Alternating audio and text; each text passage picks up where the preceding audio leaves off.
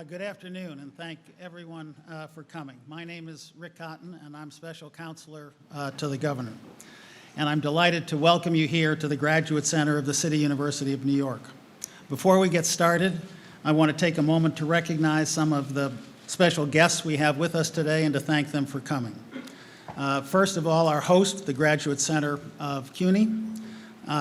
You've heard Steve Ballone, the Suffolk County Executive, Ed Mangano, Nassau County Executive, Senate Majority Leader John Flanagan, Senator Elaine Phillips, New York City's Comptroller Scott Stringer, New York City Council Speaker Melissa Mark Viverito, Council Member Adonis Rodriguez, Council Member Corey Johnson, Council Member Elizabeth Crowley, Council Member Ben Kalos, Polly Trottenberg, Commissioner, New York City Department of Transportation, Earl Phillips, Secretary-Treasurer, TWU Local 100, Vincent Albanese, New York State Laborers Union, Kevin Sexton, General Chairman, Brotherhood of Locomotive Engineers and Trainmen, Anthony Simon, General Chair, SMART LIRR, Scott Summer, Sub-Region Director, UAW Region 9A, Melissa DeRosa, Secretary to the Governor, Jamie Rubin, Director of State Operations, Acting Chair Fernando Ferrar and many of his colleagues on the MTA Board, Ronnie Hakam, Interim Executive Director, MTA, Carlos Sasura, and the New York City Building Congress leadership, Kevin Law, President and CEO of the Long Island Association. Let's give them all a round of applause.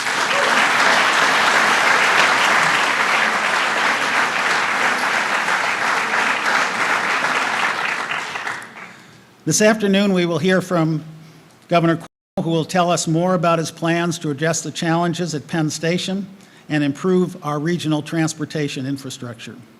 We will then hear from New York State Senate Majority Leader John Flanagan, New York City Council Speaker Melissa Mark Viverito, New York City Comptroller Scott Stringer, Nassau County Executive Ed Mangano, and Suffolk County Executive Steve Ballone. We are all aware of the challenges facing New York's overburdened transit system. Emergency repairs at Amtrak's Penn Station, very well publicized over the past several weeks, will only exacerbate the serious issues of delays and overcrowding. The governor has a proven track record of delivering on the most important transportation needs of our region, from the new Tappan Zee Bridge to the new Kosciuszko Bridge here in New York City. The governor is not just talking about solutions, he's delivering results that will benefit travelers, commuters, and all New Yorkers. Please welcome the 56th governor of the state of New York, Andrew Cuomo.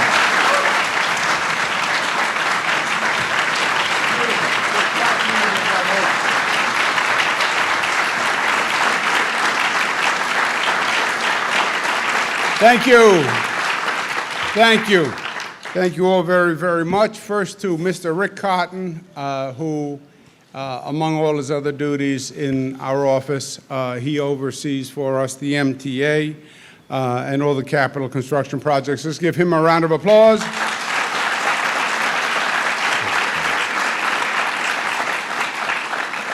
It's a pleasure to be at the CUNY Graduate Center. The Graduate Center today, because this is a really tough problem, so we needed the graduate minds to deal with it. I want to recognize the members of the MTA Board, the City Council who are here, my colleagues who are here, the county executives, the controller, the council speaker. A special welcome to Senator Flanagan and his colleagues who came down from Albany to be with us today, and I thank them very much for their effort. And you know, the issue of Penn Station and the issue of the MTA we often speak about as New York issues. These really are not New York City or New York State issues. The issue we're talking about today is really about the Northeast United States transportation system. That's what this is really about. The Amtrak trains that come up from the south and go north, they all come through New York. The New Jersey Transit trains that bring in thousands of commuters who work in New York, all come in through Manhattan. The PATH train comes in through Manhattan. The MTA subway system all comes in through Penn Station. And at the heart of all of it is Penn Station. And that's why Penn Station is so critical, because it's not just another terminal. It is the terminal that affects all of these other systems. It affects the entire region.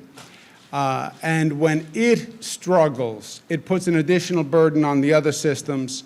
And in truth, New Jersey Transit, PATH, MTA, Long Island Railroad are already stretched to their limits and can't absorb any additional pressure from the dysfunction at Penn. A little context on Penn Station.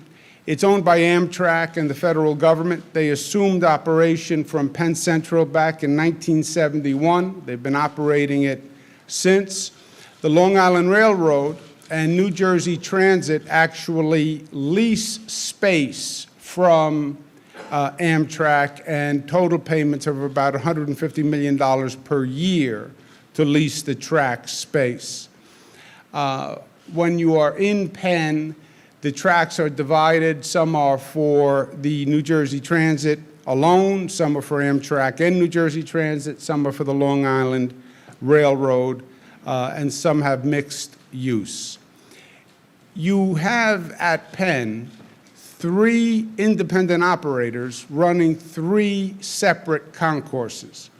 So New Jersey Transit runs its concourses, Amtrak runs its concourses, and the Long Island Railroad runs its own concourses. Each is responsible for their own security, their own operations, each have different protocols, and each have different standards.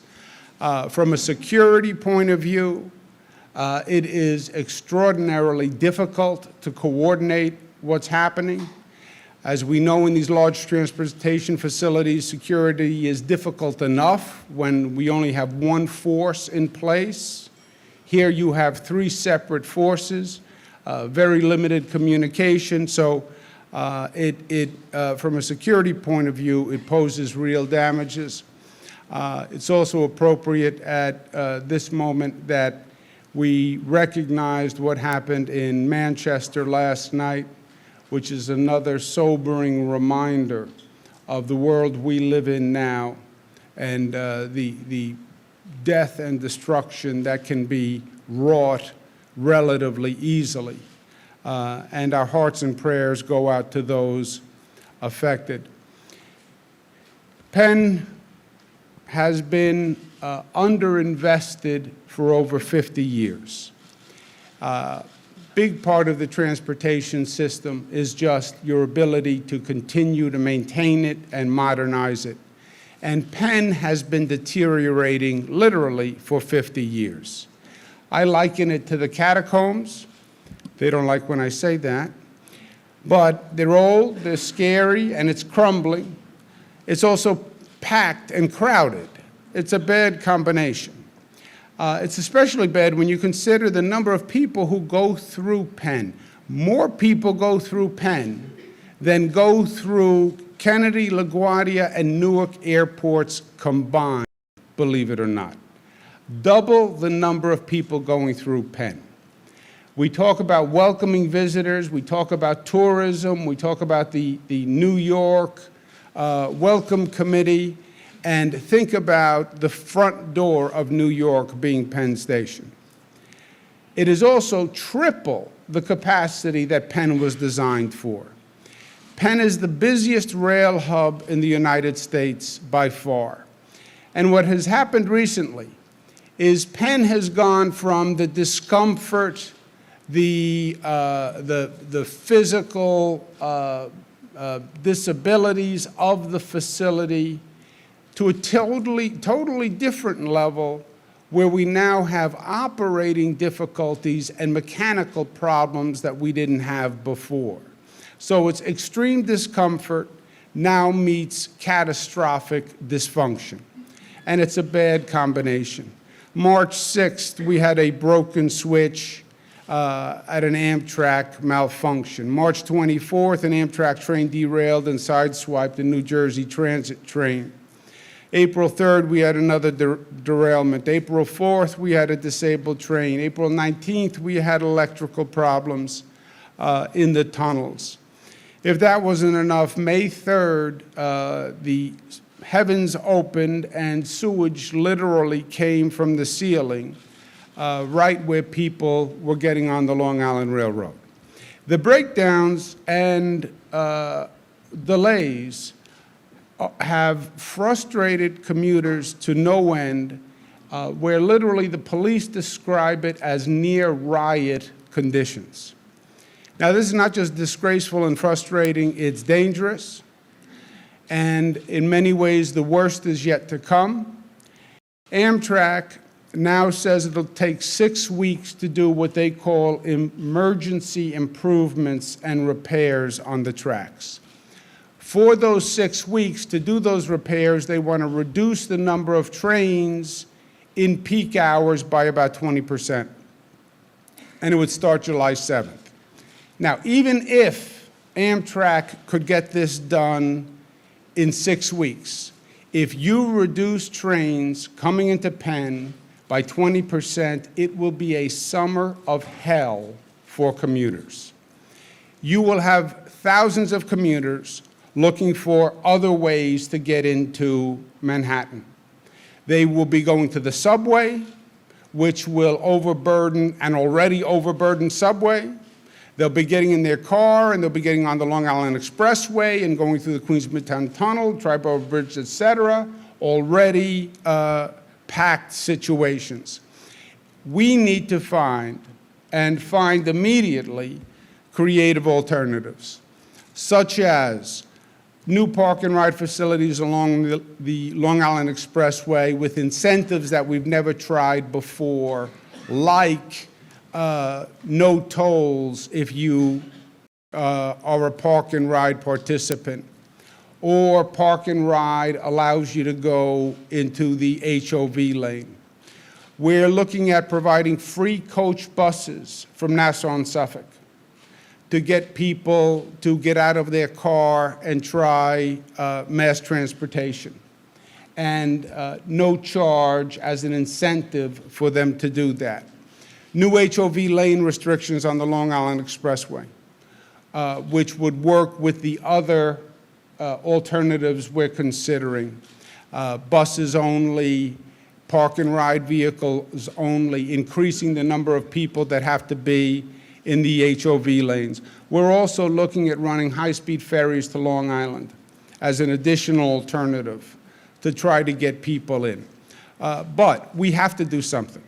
We cannot allow that reduction in train service, even if it's 6 weeks, because it will be truly a disaster area.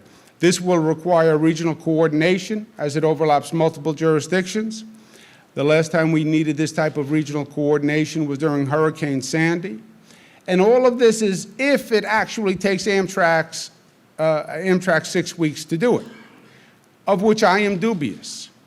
Amtrak has had a track record of coming up with a schedule, and the actuality has no connection whatsoever to its schedule. And if it's not 6 weeks, and if it winds up being 10 weeks, 12 weeks, 18 weeks, 20 weeks, we're going to have a real problem. The short term will be much longer, and we will not be able to sustain that level of decline in service for any period of time. And I believe the issues that we're looking at are really only a preview of what's to come. I think this is the future for Penn Station. This is a looming emergency. There is no doubt. July 7th is only 6 weeks away. And even more, this has exposed the overall deterioration and fragility of our system. Short term, we need major renovations at Amtrak.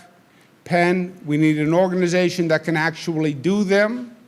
We need a solution for the summer that provides alternatives, and we need the emergency repairs. Long term, we need a modernization of Penn and we need a new model of operation and ownership for Penn.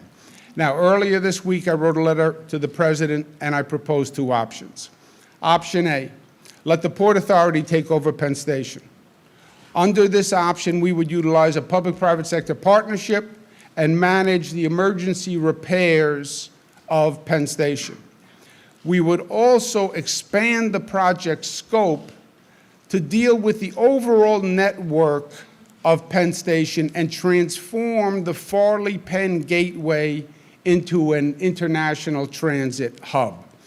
To appreciate how the system now works, Penn Station is obviously under Madison Square Garden.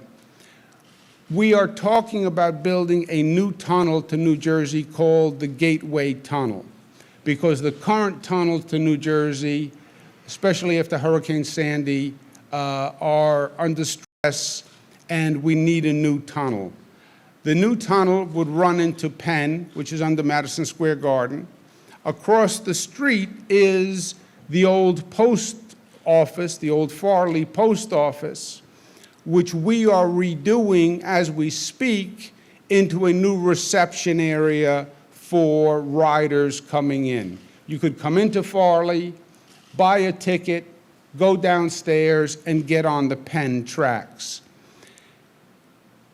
The Farley-Moynihan Train Hall is a project that is already underway by the state. The Long Island Railroad concourses in Penn are already being rebuilt by the state, and the federal government, Port Authority, New York, and New Jersey have agreed to do the Gateway Tunnel. What we're saying is let the Port Authority undertake the remaining piece, which is the remaining part of Penn outside of the Long Island Railroad concourse, and do the entire project as one. Because really that's the best way and the most intelligent way to plan and do this project. President Trump has talked about $1 trillion infrastructure program.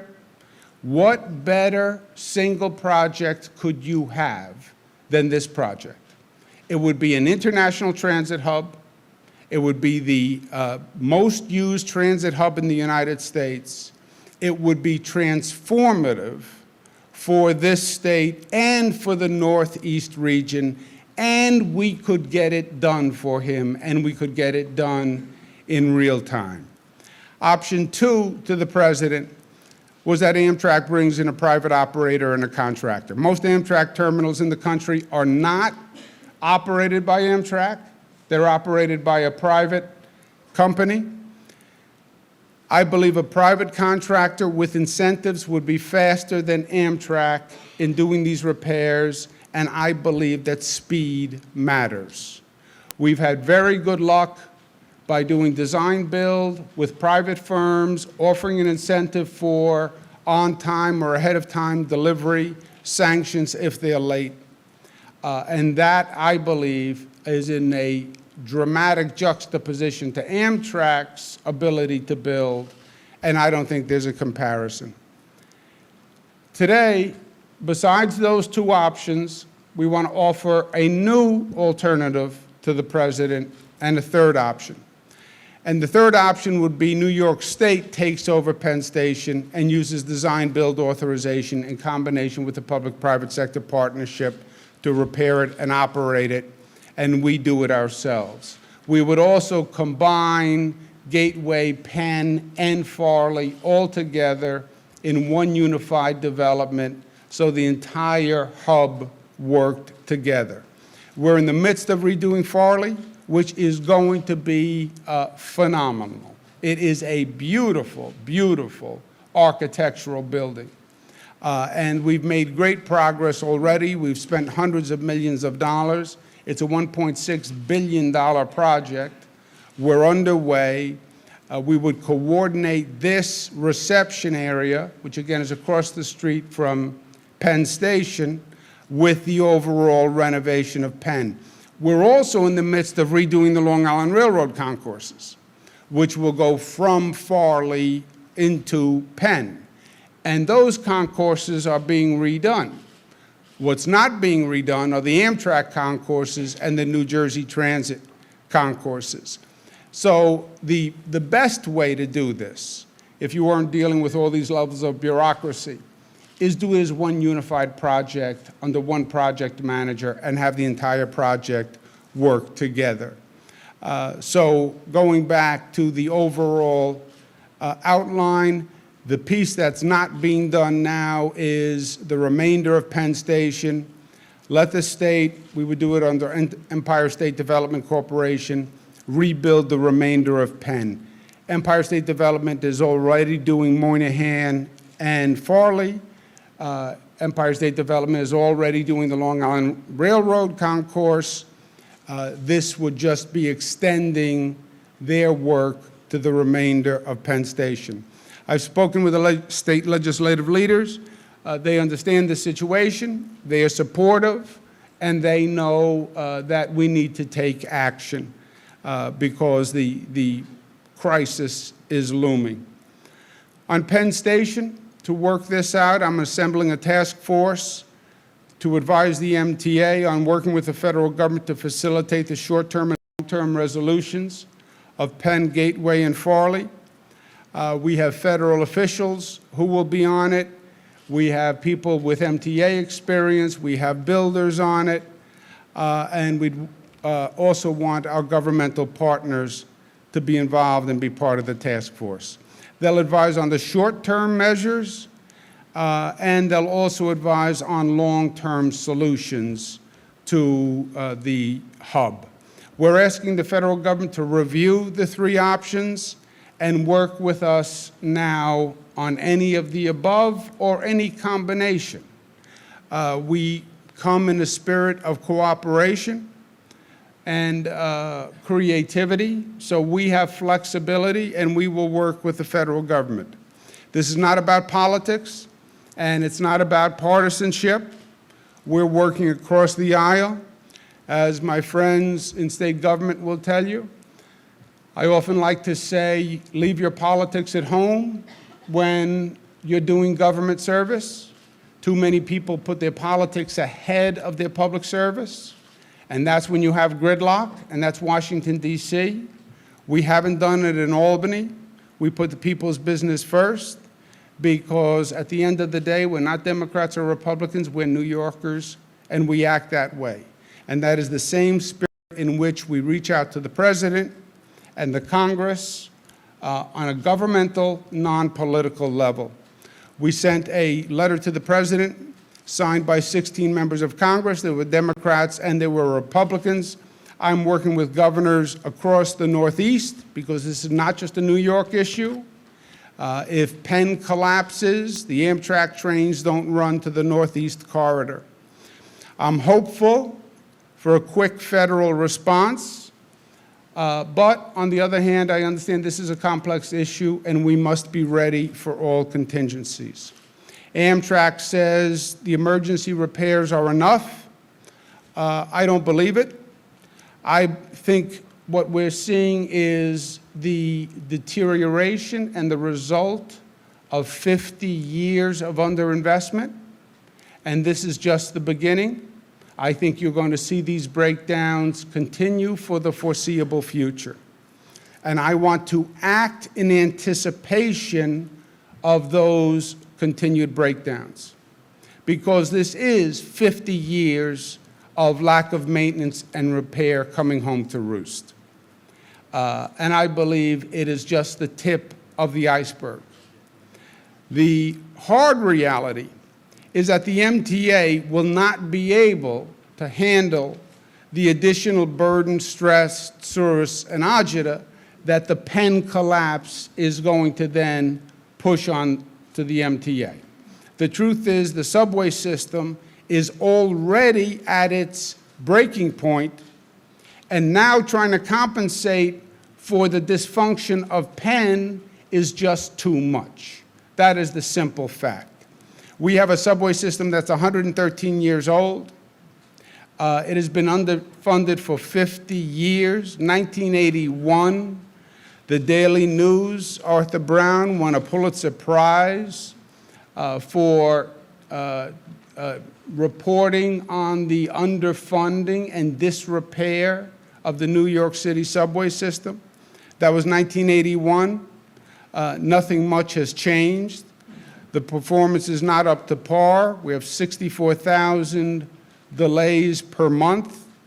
The MTA is working and taking positive steps. They just implemented a 6-point plan to make a difference, but in truth, it's not enough, especially considering the burden that Penn is now going to place on the subway systems. To me, the status quo is unacceptable, and the standard industry solutions will not fix this problem. This is a crisis, and it's time that we think outside the box and get out of our comfort area and get beyond our bureaucracy, and we get outside of our silos. We are going to need to do things differently than we have ever done them if we're going to be able to match this problem.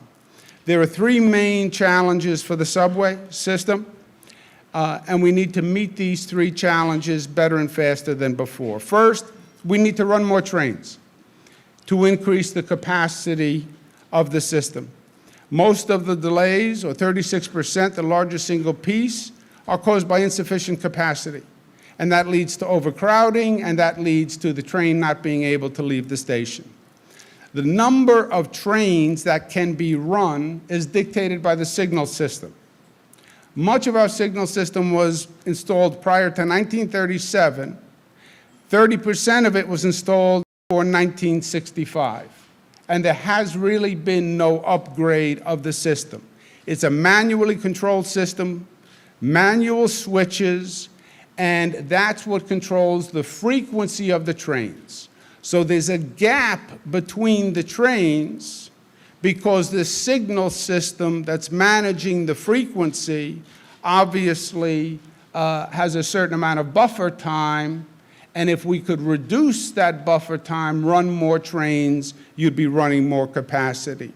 The estimates are that you could do 20% more trains if you had a better signal system that still ran the trains safely, but increased the frequency. So we need a new navigational system for the subways, 655 miles of tracks.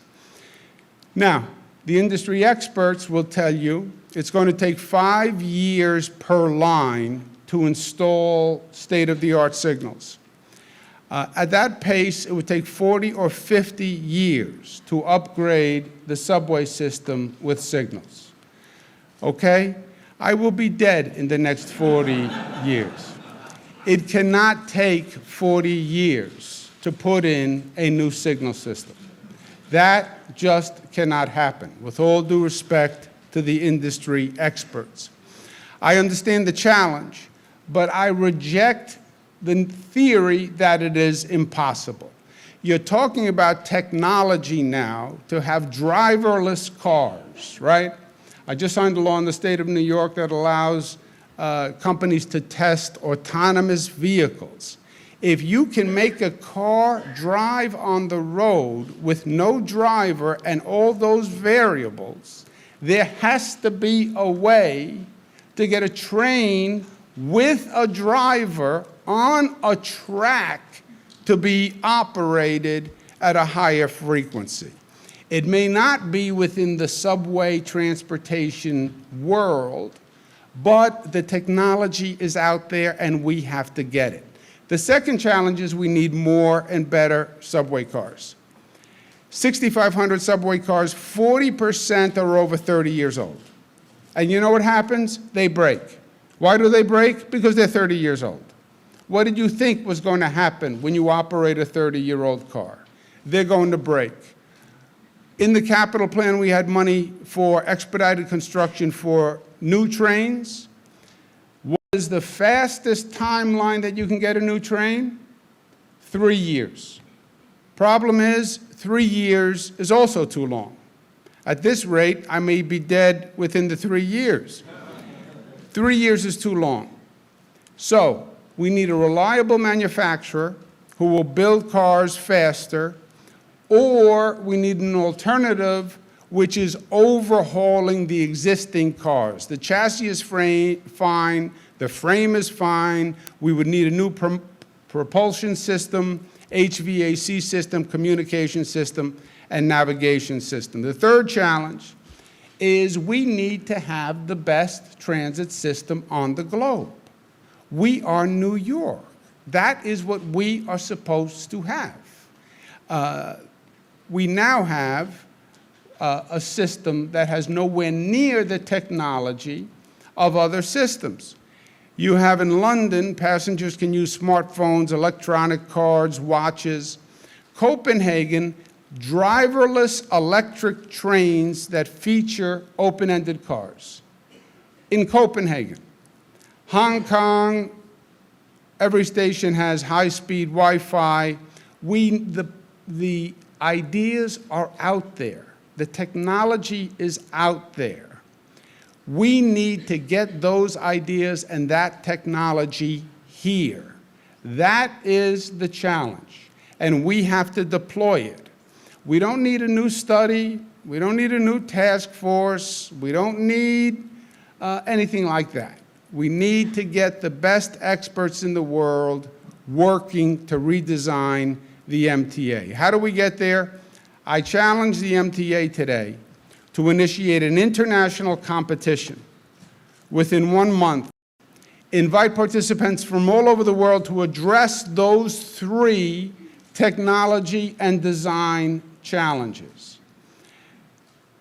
The state will incentivize the competition by offering a $1 million award for the winner in each of those 3 categories, okay? I am also going to be a competitor because I have an idea in category number 2. But a $1 million Genius Award for the best idea in those 3 categories. If the MTA finds the technology and can deploy that technology, and if it requires additional capital money for the capital plan, I will fight for that additional money for the capital plan. We now have a capital plan that is the largest in history, with the largest state commitment, $29 billion. But if it's not enough, it's not enough.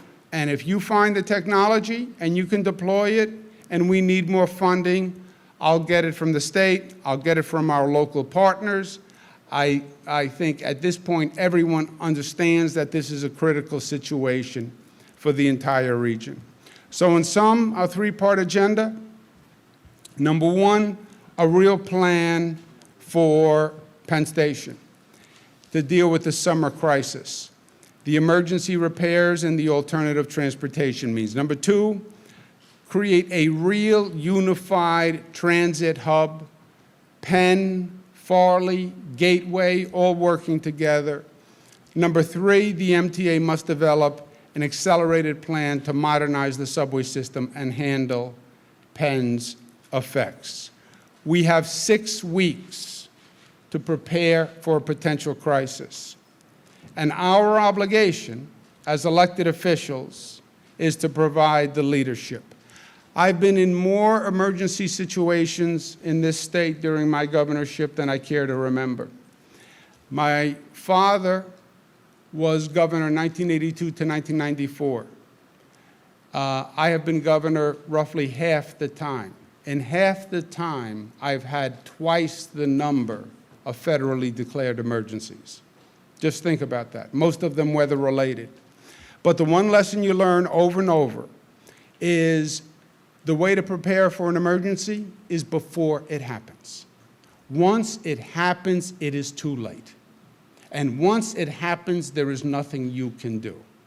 And I have been there before, and I don't want to be there again. I've been in a subway tunnel with a derailed train, waiting hours to get a crane to put the train back on the tracks. I was at Spuyten Duyvil when we had a terrible train accident. And I saw the bodies in the car, and we lost lives at Spite and Dival. I was at New Jersey Transit when 100 people were hurt when the train came into the station. I was at the Long Island Railroad crash, where the car looked like a twisted piece of steel, and we're lucky more people didn't get hurt and didn't get killed. I've been standing on the Long Island Expressway with County Executive Balone and County Executive Mangano, seeing the Long Island Expressway packed with no place to go. There is no alternative. There's the Long Island Expressway and the service road. And once you get too many cars on that road, there is no option. The trick is to prevent it from happening in the first place. And the time to do that is right now. I also believe that a crisis is an opportunity. A crisis focuses people. A crisis focuses and develops political will. And we have a crisis that has galvanized the people of this state. They get it. It's an opportunity to learn and to grow and to do what we should have done in the first place. These systems should have been maintained. You can't not do the maintenance at Penn and Amtrak for 50 years. Same is true with the MTA. We were asleep at the switch, pardon the pun, for decades at the MTA. And now we're trying to play catch up, and we have the funding, but you can't catch up overnight. We should have known that we rested on our laurels for too long. Think about it. When was the last time we made a real capital investment? When was the last time we built a bridge? When was the last time we built a tunnel? When was the last time you built a new aqueduct? When is the last time we said we're going to really do some big, bold, daring projects? We're not just living on our fathers' and mothers' legacy. It's our grandfathers' legacy. They built the New York that we now enjoy. But it's time for us to step up and for us to take that New York and bring it to the next level. And it is, to me, a gut check moment. It's about telling the people of this state the truth and the reality and what we're facing, providing the leadership to step up and provide the alternatives that we need to make sure this crisis doesn't happen in the first place.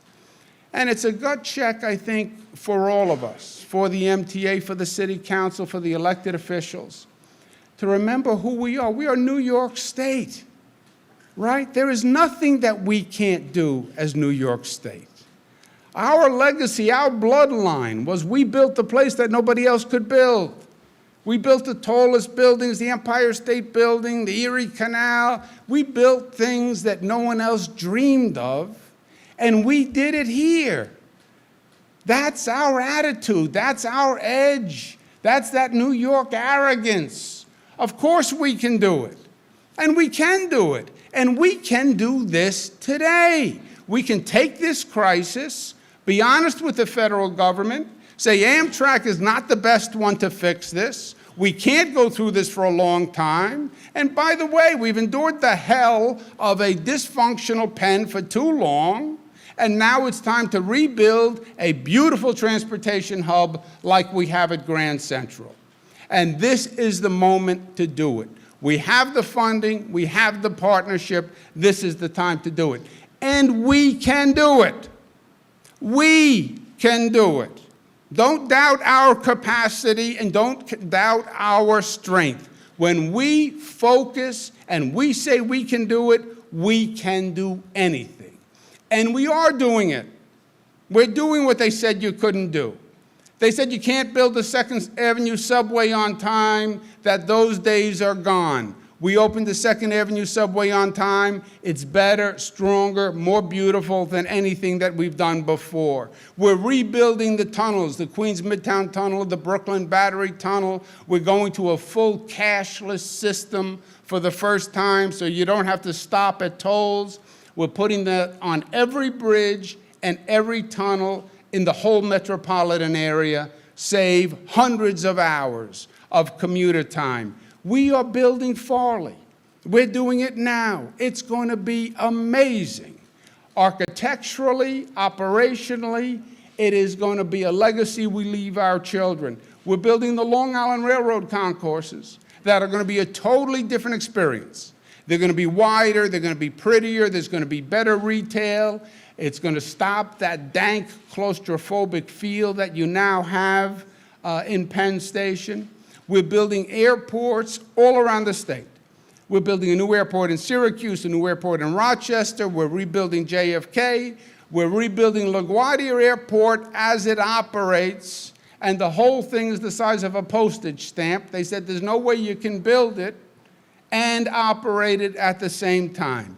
And we're doing exactly that. LaGuardia is going to be the newest airport in the United States of America. This country hasn't stepped up to the plate and built an airport in over 25 years. And it's going to be the state of New York that builds the first airport. We built a new convention center in Albany.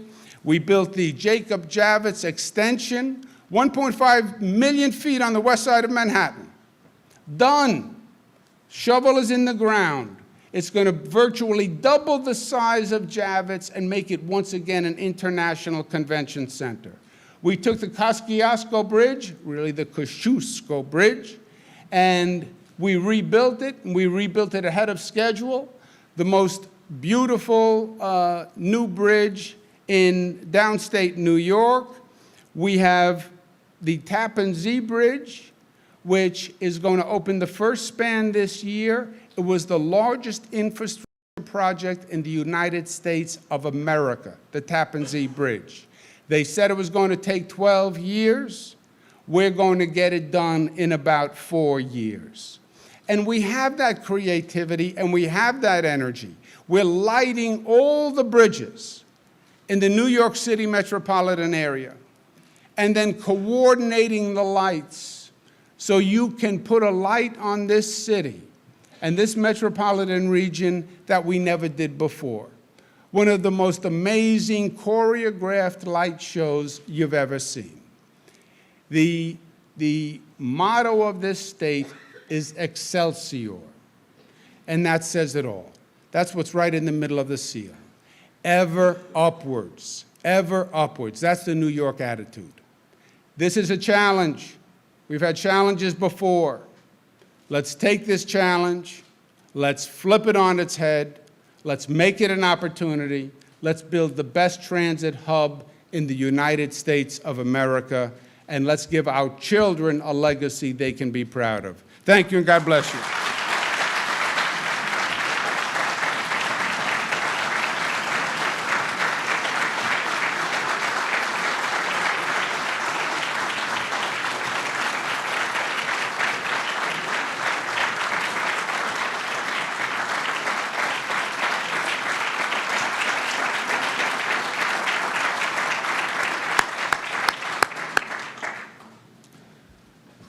Thank you, Governor, for laying out that bold and innovative vision of a way forward. We're now going to hear from the rest of our speakers.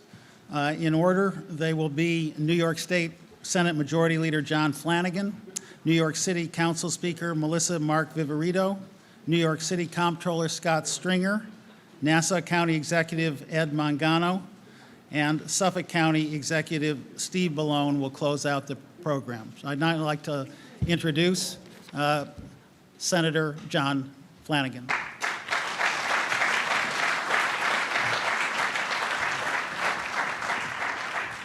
All righty.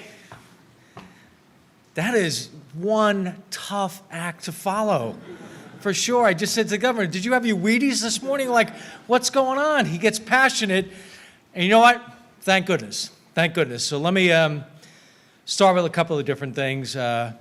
Governor, to you, thank you for your comments, for the vision, for the leadership, and I want to talk about how we need to do this stuff together. Rick and I were joking when the governor was doing his presentation. The thing that caught my eye and my ear was we're paying $150 million in rent to Amtrak, you know, considering everything that's going on. So there's so many different things that run through my head as a colleague, as an elected official, and frankly, as a legislator. So I want to start by very clearly introducing and thanking her by name.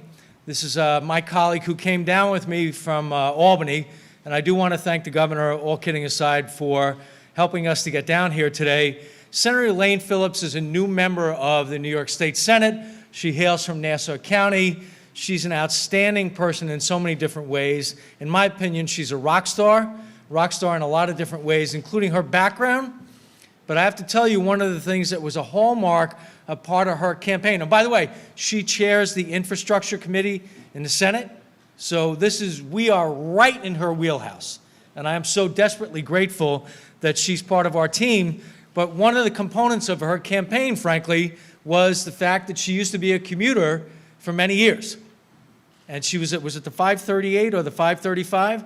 She was up at the crack of dawn like a lot of construction workers, getting on the train and doing those different things. So I really want to thank her for her efforts, her support, and we have a lot of work to do, ladies and gentlemen. You all know that, but it's got to be collegial. It's got to invoke leadership, as the governor said, in so many different ways, and I am looking forward to making sure that we get things done. Now, I want to make this personal.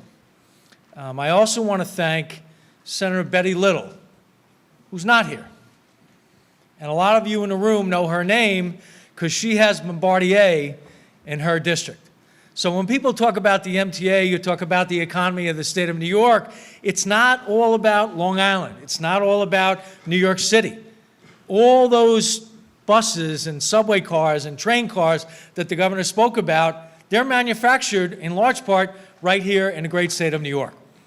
Now, I've been up there, and I have to tell you, you can talk about this, you can read about it, but till you go and see it, it does not mean the same thing. It is a very, very cool place to visit, and it's a great source of employment and for economic development in the state of New York.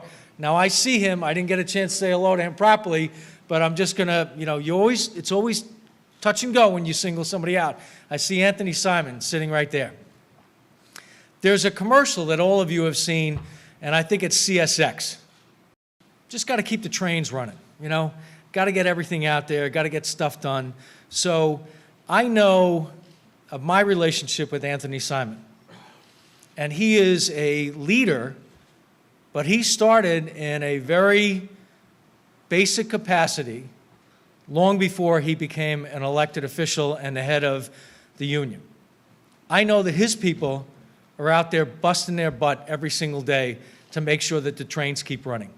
And when I think about this, I think about Senator Phillips, but you know what, before I want to say one other thing. With regard to the governor in particular, when he spoke about the travesty that just happened overseas, I think about that as a parent. Now, he's got two beautiful girls that are graduating from college this week. My daughter lives in the city. She's an aficionado of so many different things, including the subway system, and really all I ever think about is her well-being. So if we are parochial in that regard, I will never apologize for that. I want to make sure that my children are safe and that anyone else who is riding is in a safe capacity.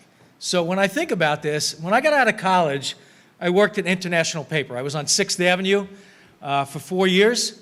And, I don't think I'm really any different from anybody else. Got up in the morning, I was like, okay, you get on the train, I got my newspaper, I was reading the Wall Street Journal, I thought I was cool, I was right out of college, I get a cup of coffee, everyone's fresh, everyone's showered and shaved, and then at the end of the day, you're going home, it's like, oh man, we're going underground. And I'm not complaining because I had a very good opportunity, but I used to think, okay, it's now July, it's 95 degrees, I'm sweating to death like everybody else. I don't want to be sitting on the train, I don't want to be delayed. So when we think about these things, and I'm looking at Mitch Paley and Larry Schwartz and Kevin Law and Ronnie, this is about quality of life. It's about quality of life. And the governor, I'm going to invoke his father's name, and he will not get mad at me for doing this. I'm going to invoke his father's name because his father used to say, you campaign in poetry and you govern in prose. So whether it's Amtrak or the MTA or Metro North or New Jersey Transit, you know what the average person wants to hear? Do I have a clean bathroom?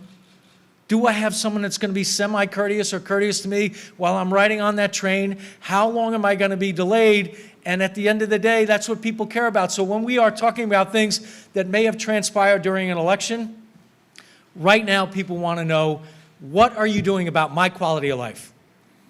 And I embrace what the governor is advocating, and I do think about this. I really think about, like, what the heck is the summer going to be like? How do we make this better, and how do we work together? And I believe the Speaker, Speaker Hasty, I believe Senator Klein, and everyone else included, the City Council, the Speaker, the Controller, we want to do the right thing. How we get there may be challenging along the way, but what I'll do is I'm going to make a commitment on behalf of Senator Phillips, Senator Hannan, Senator Morcellino, Senator Croce, Senator Boyle, all of our colleagues, Senator Murphy. We have to do the people's business. And if we have to break a few eggs along the way to make that proverbial omelet, we'll do it. And if we have to push and prod and cajole with the federal government, so be it. The governor and I have spoken about people like Peter King, who is obviously a true leader for all New Yorkers, not just for the people on Long Island. That's part of our commitment. So what I'll close is on this. I want to thank the governor. And we have the people's business to do. And I want to make sure that everyone in this room understands it doesn't matter partisan stripe or not. We'll find a way to do this, and if we have to change some of the plans that we have in place already, and we have to expedite things, I got a chance, all kidding aside, I flew down on a helicopter. I got to look at the Tappan Zee Bridge. You know why the Tappan Zee Bridge is being built? Because of that guy. Everybody talked about it for a long time.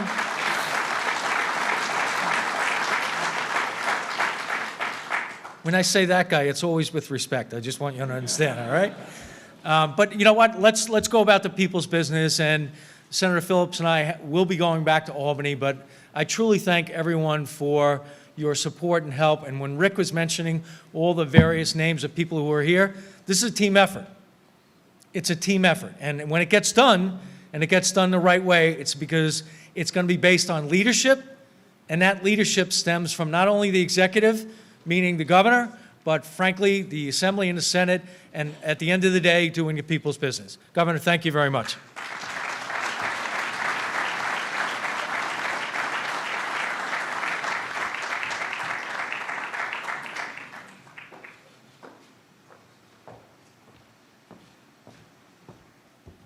Okay, I'm getting totally dwarfed by this podium. I don't think you have a step like the mayor does, right, Governor? But, no, that's fine. I guess I will speak. It looks a little awkward. I bring my own step. There is a Hold step? on a second. We call this the special Oh, there we go. step. Okay, that worked. There we go.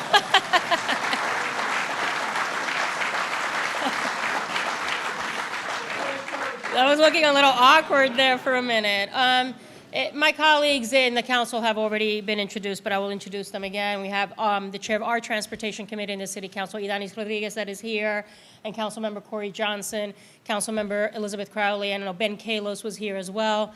Strong colleagues as we advocate very strongly at the city level in our oversight committees for an improved transportation infrastructure, and obviously expanding our transportation infrastructure is critical. And I want to thank the governor for inviting me. I felt it was important. The presentation really lays out, I don't think it's a looming crisis. I would say it is an existing crisis that we really need to address, and that the vibrancy and the success of our city is critical, right? Is critically reliant on our transportation infrastructure. So this is really a call to action, and it has really been clearly laid out in your presentation. So thank you, Governor, for inviting me here.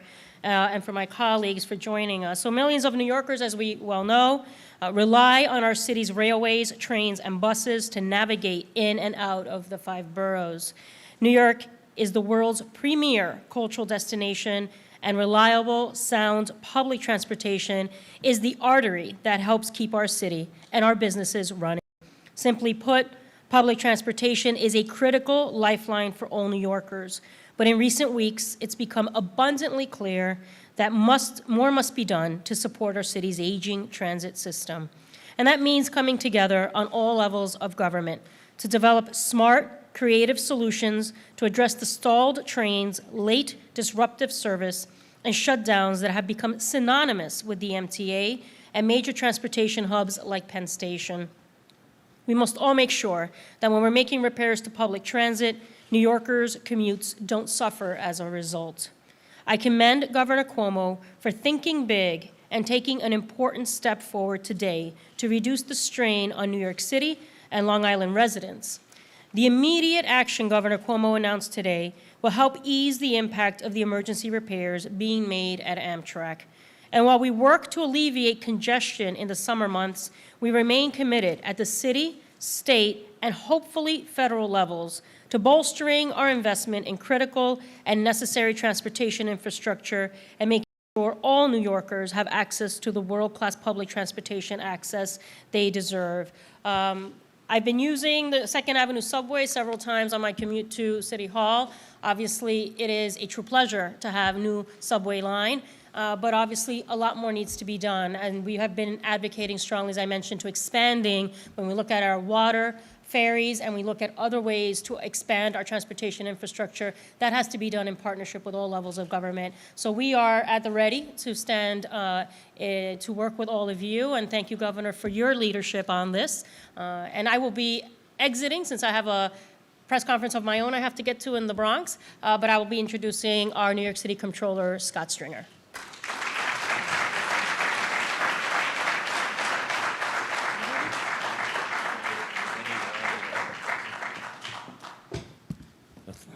Thank you, Melissa, and it's certainly very exciting to be here today. When I became Manhattan Borough President way back in 2006, I was invited to a very special event. It was the 4th groundbreaking of the 2nd Avenue subway.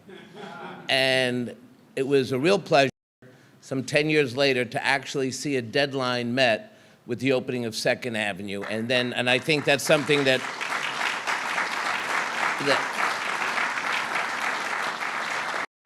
many of us thought that couldn't happen, that projects would simply be announced, projects couldn't get finished, they were over budgeted, and the public had to end up paying the freight. Today's presentation made it very clear that there's a new day. It's a day of actually not just investing in infrastructure, but having the ability to complete projects. And that gives us, as a state and as a city, the opportunity to think big and bold. Transportation is what binds us together. It's what keeps New Yorkers moving and our economy thriving. Penn Station is one of our major gateways to our city. When you're one of the 300,000 daily commuters coming to work every day, or one of the 10 million Amtrak passengers from around the country last year, when you arrive in New York City, you are greeted by Penn Station. And that, my friends, is our problem. It's crumbling, it's congested, and just when we need modern infrastructure and just when the world is moving faster than ever before, Penn Station looks like a place from another century. And at a time when our city is reaching new heights, Penn Station is falling apart. It needs to be fixed, it has to change. We're going to get 9 million people to our city by 2040. That means infrastructure must be in place to match our population. We cannot continue to grow our economy if we're not going to invest in mass transit and major infrastructure. Governor Cuomo today has put his marker down. He has gotten up here and said, this is what I've done, and this is what I want to do. And I'm actually surprised because most elected officials don't go looking for trouble. It's not something that is inherent in our being, right? We want to push it off. And the governor said today, if Trump won't deal with it and the federal government won't deal with it, no one else will deal with it, I'll deal with it. The state will deal with it. And I think that is very significant. Obviously, the people will hold him to it, but that's why he put his marker down. And I just want you to know, Governor, we're going to stand with you.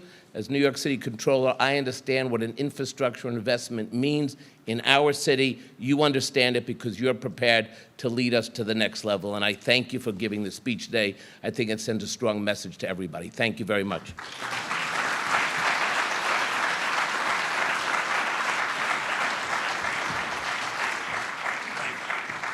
Thank you. It's certainly a pleasure to join with you all here today on Certainly an important subject, certainly to Nassau County commuters. I want to first thank the governor for his leadership on infrastructure issues. This obviously isn't the first issue he's tackled, but I can tell you in our county we've tackled tough issues, and it's great to have a governor that understands the necessity of that investment. Here today in Nassau County, our commuters pretty much have had it. The environment is turning from irritable to hostile. I would say they're madder than hell, Gov, and they're not going to take it anymore, and that's why your leadership here and those of our colleagues in government that come together to attack and find a solution is crucial. You could ask Ray Pagano with us here today from our commuter council, who meets regularly to try to find ways to ease that commute, find ways to make it easier. And it's not just about the discomfort, the delay, and the discouragement. This affects our economy, our very economy, our ability to grow and create jobs and opportunities for others. So Nassau County is committed to working with the governor and all our elected officials to find a solution, find that infrastructure investment. We've already have the lessons of the past. We're not making that investment. We're just patching things up, has come to a head here in New York. So thank you, Governor. Thank you all for joining us here today. Let's work together and find a solution for our commuters and our economy.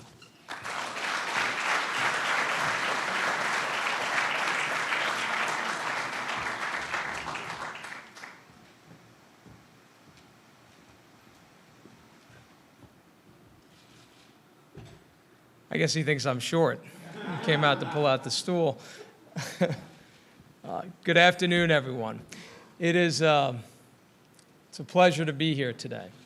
I am extraordinarily heartened by everything that I have heard today, by having all of our colleagues together, by our Senate Majority Leader John Flanagan and his great words today.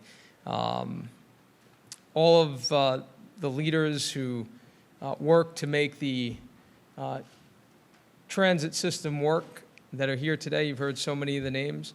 I want to join the Majority Leader in pointing out my good friend Anthony Simon and thank the men and women of his union that do such an amazing job here. I want to thank everyone that's come together.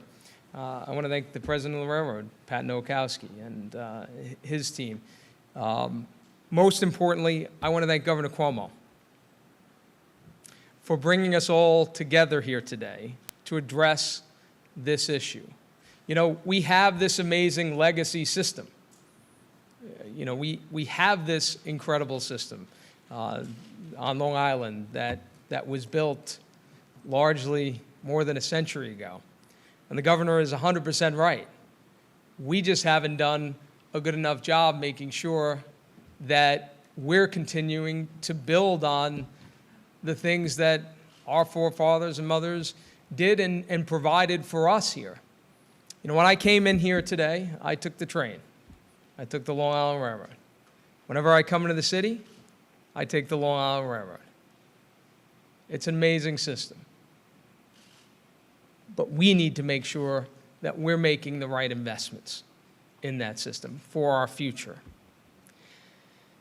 And I'll tell you, the plan the governor has laid out for Penn Station is amazing. One of the great travesties in the history of this state was the destruction of the original Penn Station. I still go in and I look at those old pictures of Penn Station, and I think, where was the leader back then to say, no, this will not happen? And I think about what the governor is doing now and saying, I'll take the responsibility. Because none of this is easy. The Tappan Zee Bridge, all the infrastructure that's happening at the airports, the rebuilding of this transportation infrastructure. None of this is easy. We know that because it hasn't happened. It takes leadership. And what we saw here from the governor today was, I think, him at his best, leadership, stepping up and saying, we have major problems, here are the problems, give me the authority I'll be accountable. I will lead. I will get it done. And he has proven that time and time again. When given the ability and the authority, he will get it done. And I look at what's happening at Penn Station and this plan that has been laid out, and I am heartened by it because it is so critical to the entire region, but particularly for all of us on Long Island. It's critical to our economy, and it is about quality of life for the hundreds of thousands of Long Islanders every day who are going into Penn Station, who spend so much of their life on these trains traveling into work, helping to build a life for their families and helping to build our communities and our economy. Our transportation infrastructure, all of this, I can't think of many things more important than the work that we're talking about here today. And I am grateful that we've all come together, and I am particularly grateful for the leadership of Governor Cuomo. Thank you very much, everyone, for coming out today. And let's work together to get this done. Thank you very much.